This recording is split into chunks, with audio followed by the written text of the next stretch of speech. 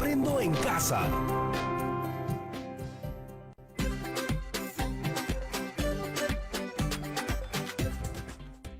Hola chicas y chicos, bienvenidos otra vez. Espero que sigan tomando sus precauciones para prevenir el COVID-19.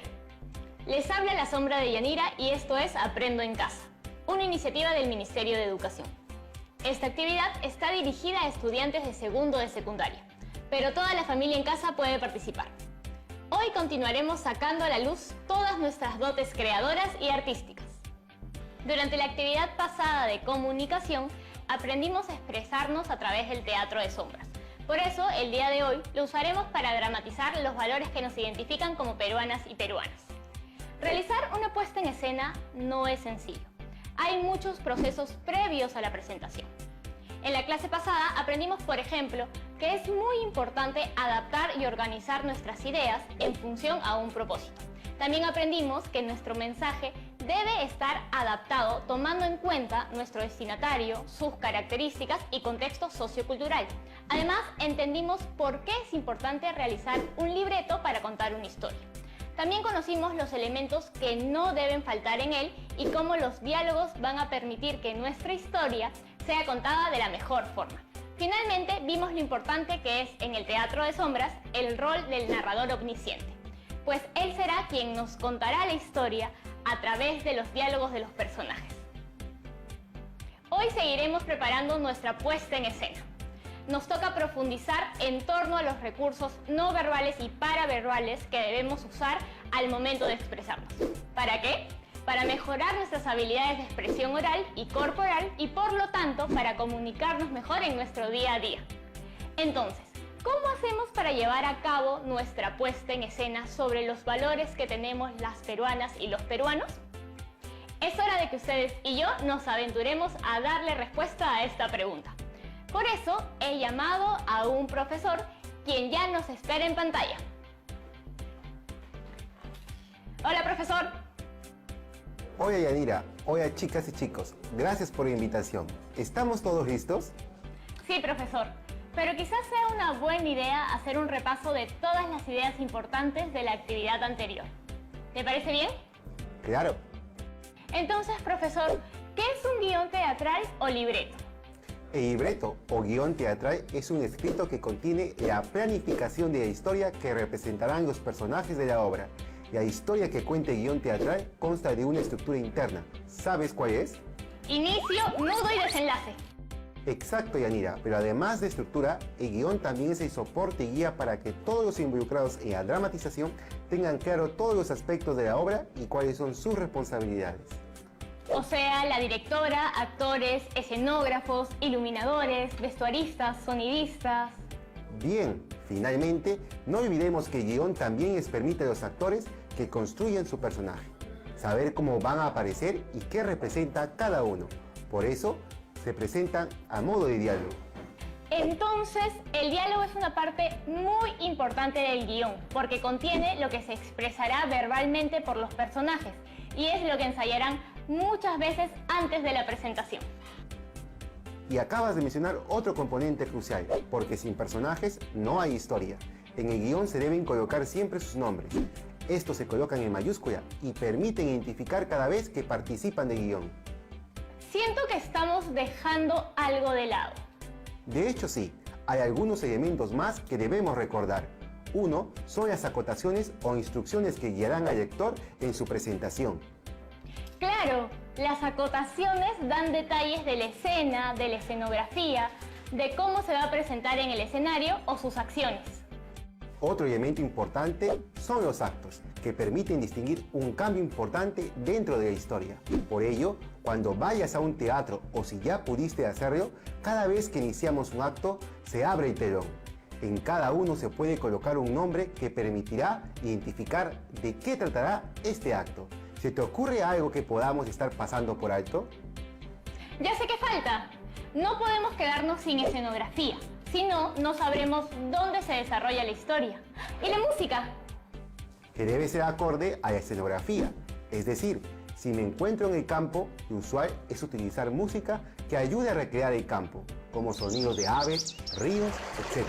Y así con todos los espacios que queramos crear. Ahora sí, Ya hemos recordado todos los elementos importantes. Genial, profesor. Entonces, ¿ya es hora? Tengo mi libreto listo. ¿Qué toca hacer ahora, Yanira? Es hora de representarlo. Puedo encargarme de las voces, pero necesito un narrador. ¿Podrías darme una mano con eso? Por supuesto. Empecemos. Marco es un joven de 15 años. Le gusta ir al mercado a hacer sus compras. Cuando termina, empieza a caminar detenidamente por los puestos. Observa todo, como si fuera la primera vez que visita un mercado. Se queda sorprendido mientras observa la rapidez con que los vendedores atienden, la forma peculiar de llamar a los clientes, las personas cargando sus bultos. Todo sucede con mucha rapidez y Marco está sorprendido de que todo eso siempre le pareció normal y cotidiano. Caserito, caserito, venga, venga, aquí tiene frutita fresca, lleve, caserito. Marco observa con detenimiento a todas las personas, escucha lo que dicen y se sorprende cada vez más. Todos parecen tan diferentes, pero al mismo tiempo muy similares. Oye, Marco, ¿qué pasa? Hoy estás distraído. Oye, por si acaso avisa en tu casa que estoy haciendo reparto a domicilio. ¿Y eso por qué, don Mario?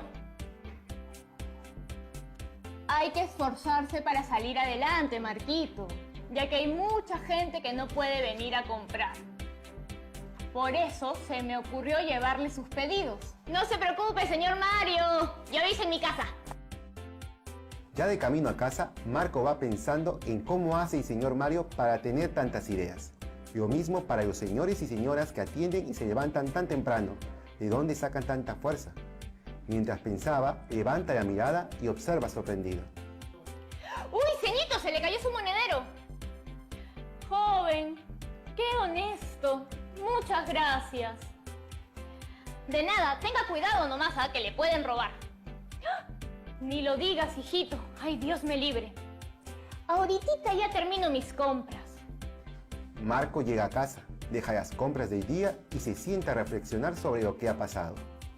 Los peruanos y peruanas somos como don Mario, creativos y transformamos las necesidades en oportunidades. En muchos casos somos fuertes y emprendedores, lo que no quita que hayan muchos problemas por resolver que no debemos olvidar, como la discriminación de cualquier tipo. También somos honestos y ayudamos a los demás. Aunque es verdad que hay gente que no es tan honrada y que hay que estar siempre vigilantes a luchar contra la corrupción. Pero, además de todo eso, los peruanos y peruanas somos bien chéveres.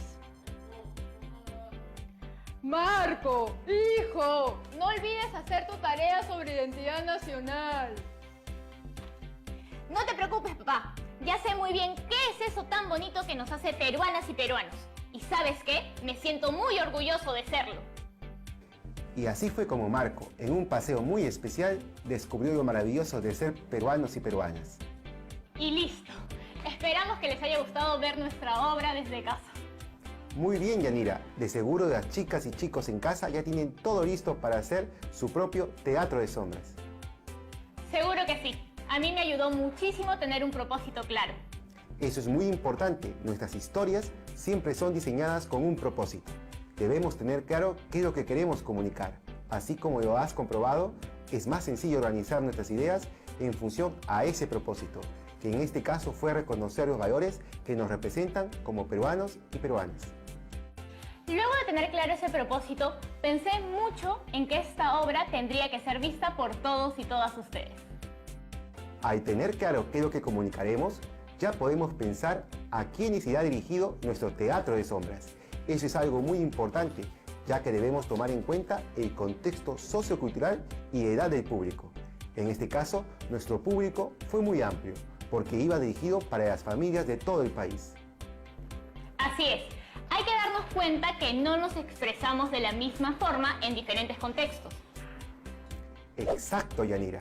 Siempre depende del interlocutor y el lugar donde estamos. No hablamos igual cuando estamos en el estadio, en un salón de clases o en un museo. Tampoco cuando nos encontramos con el director, con un amigo, con un policía o con un niño. Así es.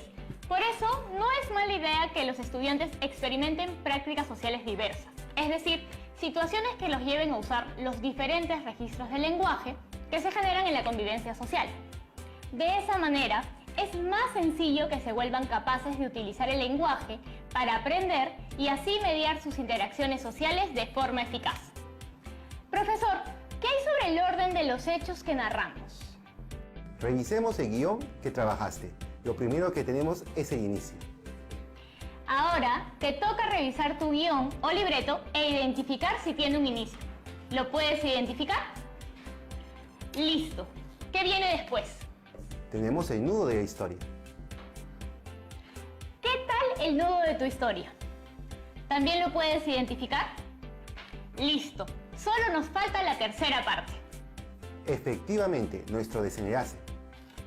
No te olvides que todos los autores de libretos o guiones teatrales, ya sean novatos o expertos, siempre necesitan ordenar las ideas para su texto. Hacer un guión es un momento muy rico en el trabajo intelectual. Haces nacer ideas, las relacionas, descartas algunas, profundizas otras, todo en función a tu propósito. Al final, gana el texto, pues será claro y ordenado, y ganas tú, porque desarrollarás aún más tus habilidades escritas y orales. Claro que esas ideas necesitan convertirse en diálogo para los personajes, ¿verdad? Genial, Yanira. Era el último punto a recordar. Cada personaje en nuestra historia, incluyendo al narrador, se manifestó a partir de diálogos que nos ayudarán a contar mejor nuestra historia. Los diálogos y las descripciones del narrador nos ayudan a visualizar el lugar donde transcurren los hechos. ¿Cómo te fue a ti con los diálogos? ¿Lograste que en tu libreto se vea la interacción entre tus personajes? De seguro que sí. Todas y todas han prestado tanta atención como tú. Ahora nos toca aprender algo más. Los elementos que intervienen en la comunicación oral. Eso es nuevo. Aunque creo que estamos listos, ¿verdad? Pero como para que le des una mirada extra a tu libreto antes de aprender más, vamos a hacer una pequeña pausa. No se vayan, no demoramos.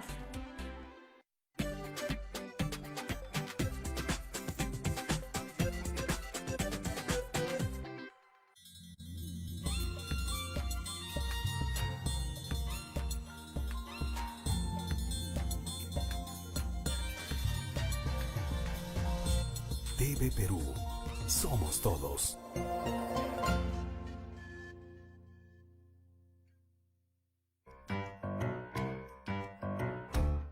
Un día seré libre, aún más libre que el viento.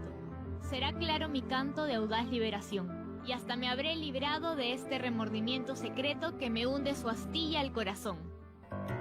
A inicios del siglo XX, fue una mujer de espíritu rebelde la que se convertiría en la primera poetisa del Perú. Magda Portal nació en el año 1900, en Barranco, Lima. De pequeña, vio cómo embargaban su casa y al parecerle injusto, se metió a la fuerza y se instaló nuevamente en su hogar. Magda ya empezaba a mostrar así esa rebeldía que la caracterizaría por el resto de su vida. En el colegio ya demostraba su talento con las letras, escribiendo poemas e incluso pequeñas novelas que regalaba a sus compañeros. No pudo ir a la universidad porque su situación económica no se lo permitió, pero asistió como alumna libre a algunas clases de la Universidad Nacional Mayor de San Marcos. Fue ahí donde ganó los Juegos Florales con su poemario Anima Absorta. Pero al enterarse que el presidente Leguía le entregaría el premio, la joven rebelde se negó a recibirlo. A pesar de esto, su carrera como escritora fue creciendo y en 1924 creó Flechas, la primera revista de literatura vanguardista del Perú. Mientras sus escritos comenzaban a circular, Magda se hacía conocida por ser una luchadora social irreverente. En 1928 fue la única mujer en participar en la fundación de la Alianza Popular Revolucionaria Americana, más conocida como APRA. En esas épocas, las mujeres no podían participar en la política, y Magda quería hacer algo para cambiarlo. Así que se encargó del Comité Ejecutivo del APRA en Asuntos Femeninos. En 1934, Magda fue detenida por sus ideas revolucionarias y afiliación política, y permaneció en prisión cerca de 500 días. Luego de su liberación, se fue a Bolivia. Años después, Magda volvió al Perú y terminó de deslindarse del APRA, al darse cuenta que el partido no consideraba a las mujeres como militantes, sino como simpatizantes. Se alejó así de la vida política y se dedicó de lleno a la literatura. hasta su muerte en 1989. Magda Portal luchó por los obreros, estudiantes, campesinos y mujeres, mientras escribía poemas que retrataron ese carácter combativo y al mismo tiempo triste y cansado de una mujer cuya vida entera fueron las letras y la lucha. ¿Eres de los que no ve el peligro cuando sales de casa, a pesar del aislamiento social? Y si tuvieras el poder de ver el coronavirus, te cuidarías, ¿verdad? No necesitas un superpoder para cuidarte y proteger a tu familia. Usa mascarilla al salir, evita tocar superficies, mantén más de 1 metro de distancia de los demás, no te toques la cara y lávate las manos al volver. El virus es invisible, sus consecuencias no. Gobierno del Perú. El Perú primero. Estamos viendo Aprendo en Casa, secundaria.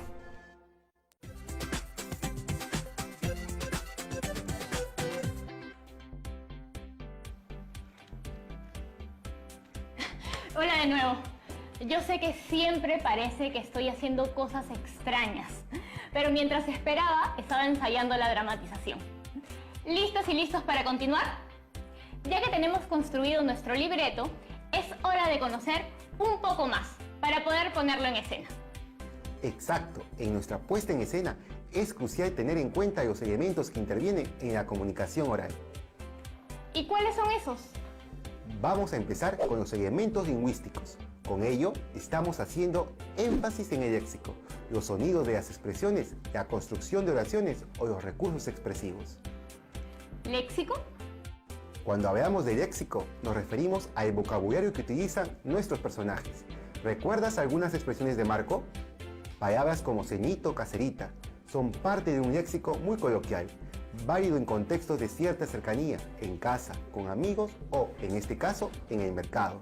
También se utilizan ciertos sonidos como uy para expresar preocupación o el ahoritita de la señora. Son formas particulares de expresión. Claro, yo uso expresiones diferentes si estoy entre amigos o si estoy con mi familia. ¿Conoces qué son los elementos prosódicos? Uy, eso sí ni idea. Bueno, te cuento. La entonación, por ejemplo, es un elemento prosódico y hace referencia al conjunto de variaciones que se presentan en los tonos con que pronunciamos los sonidos. Estos tonos permiten identificar la actitud del hablante, ya sean tonos de alegría, sorpresa, duda, burla, fastidio y más. Por ejemplo, cuando Marco le avisó a la señora que su monedero se había caído. En ese momento su tono fue de total preocupación. Muy bien, Yanira, y así puedes ser capaz de recordar otros tonos que no necesariamente expresan esa preocupación. Lo que sigue es conocer los elementos paralingüísticos. Uy, cada vez se complican más estas palabras. No es tan difícil como suena. Entre los elementos paralingüísticos están la voz, su intensidad o volumen, la vocalización y el ritmo. Entonces, los elementos paralingüísticos siempre salen de la garganta. Podrías ponerlo así, claro. ¿Y qué nos puedes contar de cada elemento? Empecemos con las voces. Sabemos que existe diversidad de ellas, voces finas, claras, muy gruesas o apagadas, entre otras. Estas diferentes voces responden a diferentes características fisiológicas, edad, sexo y el papel que se asume en una situación comunicativa. ¿Por ahí tiene que ver el volumen de la voz? Lo que debemos tener claro es que no usamos la voz de la misma manera en el aula y cuando susurramos una confidencia al oído. Todos ustedes deberán regular la intensidad de su voz, de acuerdo con el lugar donde se realiza la interacción. ¿Y sobre las vocalizaciones? Se trata de los sonidos o ruidos que forman parte del texto, generados en la conversación y que suelen tener una función comunicativa importante. Por ejemplo, las onomatopeyas, los suspiros, los alargamientos de sonidos y las interjecciones. Los detalles son importantes. Solo falta que nos hables del ritmo. El ritmo revela actitudes y estados de ánimo. Ser conscientes de este aspecto será de enorme ayuda para todas y todos en casa. Por ejemplo, exponer con un ritmo acelerado se asocia con el nerviosismo, mientras que con un ritmo lento suele indicar más seguridad o relajación. Uy, a mí las exposiciones en el cole me daban pavor, me ponía súper nervioso. Mira que notando esto podemos prepararnos mejor para este tipo de situaciones. Pasa algo similar ante un público numeroso. Un ritmo muy lento puede aburrirlo, pero uno muy rápido puede propiciar que alguna idea importante se pase por alto. Entonces es cuestión de hallar un equilibrio. Y también reconocer cuándo hacer una pausa y qué tan larga puede ser. Si es demasiado corta, puede dejar de provocar el efecto deseado. Y si es excesiva, puede fragmentar el sentido del enunciado. ¿Se dieron cuenta? ¿Observaron cómo el señor comerciante le formula la pregunta a Marco y después de eso viene una frase de admiración y sorpresa? Creo, Yanira, que tú podrías ser de más ayuda para demostrar un poco de esto. Estoy preparadísima. ¡Tengo hambre! El día está muy caluroso. ¡Se borró mi trabajo! ¿Pudieron reconocer cada emoción con que dije cada frase? Noten que podemos transmitir cosas muy diferentes usando las mismas palabras. Aquí van algunas frases más para que practiquen. ¡Perdí el bus! ¿La tienen? ¿Qué emoción intento transmitirles? ¡Perdí el bus! Exacto. Decidí decir la frase con sorpresa. ¿Pero qué pasa si la digo así? Perdí el bus. Diferente, ¿no? ¿Ya tienen su respuesta? Muy bien. Intenté decirlo con tristeza. Una última frase más. Perdí el bus. Clarísimo, ¿no? Lo dije con alegría. Parece que no tenía muchas ganas de ir a ese bus. ¡Qué buena actriz resultaste ser, Yanira! No, se hace lo que se puede. ¿Lo vieron? Usando una misma frase se puede transmitir emociones y sentimientos muy diferentes. Ese es el poder de la entonación. Recordemos que la entonación que le damos a nuestros mensajes debe responder al propósito y a la intención que queremos comunicar. Clarísimo todo. La voz es una gran herramienta. ¿Qué es lo siguiente ahora? Volvemos con más nombres extraños, así que con calma. Lo siguiente es conocer los elementos cinéticos o kinéticos.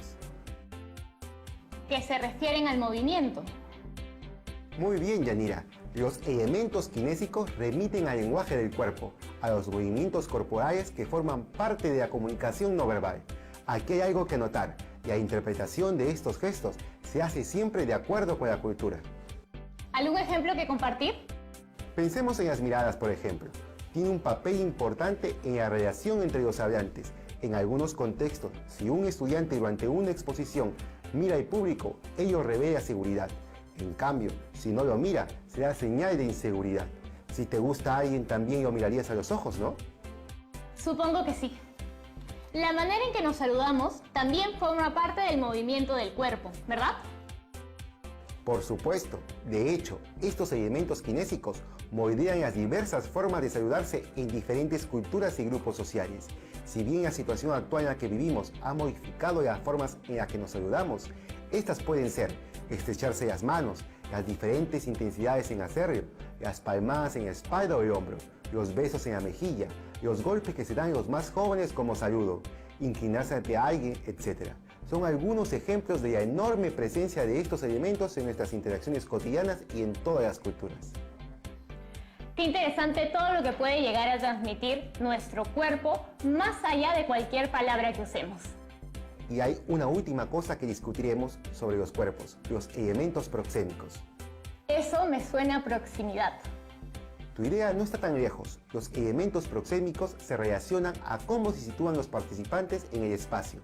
Este es un factor que se debe tomar en cuenta al analizar el comportamiento durante la interacción. Pero no olvidemos que todos los elementos entran en juego de manera diferente en cada cultura. Por ejemplo, algunos nos acercamos más que otros cuando saludamos. O imagina que debes hablarle a un niño o niña y te debes arrodillar para estar a su altura y que se pueden escuchar mejor entre ustedes. ¡Uy, ceñito! ¡Se le cayó su monedero! Joven, qué honesto. Muchas gracias. Como pudieron ver, hay una distancia prudente entre los personajes. Si uno hubiera estado más cerca del otro o tal vez muy lejos, la interacción no hubiera sido la misma. Definitivamente el teatro de sombras es todo un arte. Y ahora nos toca empezar a crear elementos que contarán la historia. Como vimos en la sesión anterior, podemos utilizar nuestras manos, pero también diversos materiales. ¿Qué vamos a necesitar entonces? Para nuestro primer ejemplo, no usaremos más que lo de la sesión anterior. Una fuente de luz que puede ser una vela, una linterna o hasta la luz del sol. Un fondo plano y nuestras manos. Eso será todo. Hora de expresarnos desde donde estén. Seguro que ustedes pueden hacer mejores sombras que mis murciélagos. Sencillísimo, ¿no? Para nuestro segundo ejemplo vamos a probar algo más. Se puede hacer también con figuras elaboradas, como esta de cartón o papel. Por ejemplo, les contaré esta historia. Perulandia era un país bien chévere, donde habitaban miles y miles de personas, cada quien con sus propias características. Algo muy bonito que tenían es que se hacían ver como hermanas y hermanos. ¿Y saben qué era eso bonito? Las ganas de salir adelante. Y así todos, con sus diferencias y semejanzas, formaban una linda y hermosa tierra. Son un montón de elementos, ¿verdad? Pero con calma. Aquí va lo que necesitamos. Una fuente de luz, como dije, puede ser una vela, una linterna, luz del sol. Otra vez, un fondo plano, una cartulina o papel, tijeras, goma y papelitos para darle movimiento a nuestros personajes. Prueben acercando y alejando la figura de la fuente de luz. Descubrirán cómo se puede jugar con el tamaño de las figuras. Es cierto, genial, profesor. Ya estamos listas y listos para producir nuestro propio teatro de sombras. Ha sido un muy buen día para seguir creando. ¿Estás lista y listo para recibir las dudas que nos han llegado hoy, profesor? Claro, es hora de resolver todas las dudas. Tenemos una duda desde Moquegua. Javier consulta: ¿por qué es importante trabajar en nuestra expresión oral? Bueno, razones hay muchas, pero es crucial que notemos que la comunicación oral está presente a diario en acciones e interacciones humanas.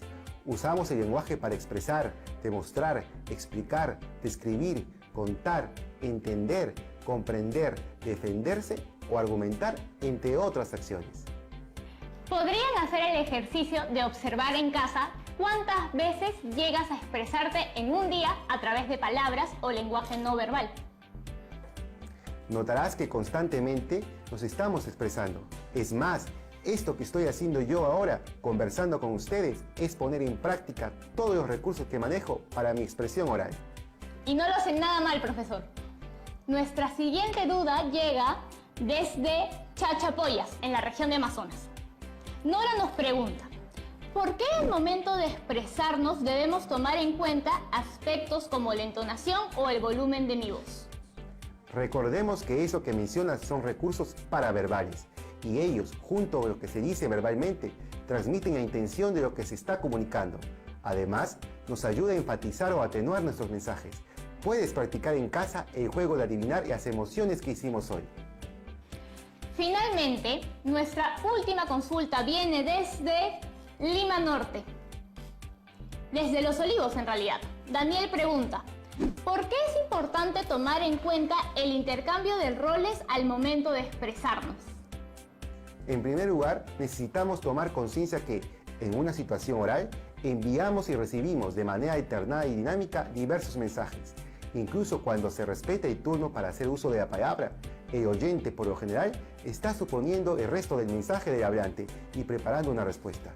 Este intercambio de roles comunicativos puede darse entre dos o más personas, según la situación y el tipo de texto oral en uso. Puede ser una conversación, un debate, un discurso o una exposición. Eso mismo. Genial. Muchas gracias por acompañarnos hoy, profesor. De nada, hoy todas y todos han hecho un gran trabajo. Un gusto haber estado con ustedes. Nos vemos pronto. Ya estás listo para crear tu propio teatro de sombras. Ten tu libreto a la mano. Solo hace falta buscar una fuente de luz y un fondo plano. Invita a tu familia a que te ayuden a interpretar los personajes que hayas creado. Pueden practicar todos juntos antes de empezar a actuar. Recuerda que para que tu expresión sea más potente, debes utilizar recursos no verbales y paraverbales. Si puedes grabar tu actuación con tu celular o alguna cámara, hazlo. Puedes recoger las impresiones de tus familiares y después de ver la obra de teatro, anotarlas en una hoja y guardarlas en tu portafolio de evidencias. Y no te olvides de las precauciones que siempre debemos tomar en estos tiempos de pandemia. No salgamos de casa si no es indispensable y de hacerlo, usa siempre la mascarilla para protegerte y así proteges a los demás. Esos pequeños gestos pueden hacer la diferencia y así combatiremos la pandemia. Muchas gracias por acompañarnos. Nos vemos en la próxima actividad. ¡Chao!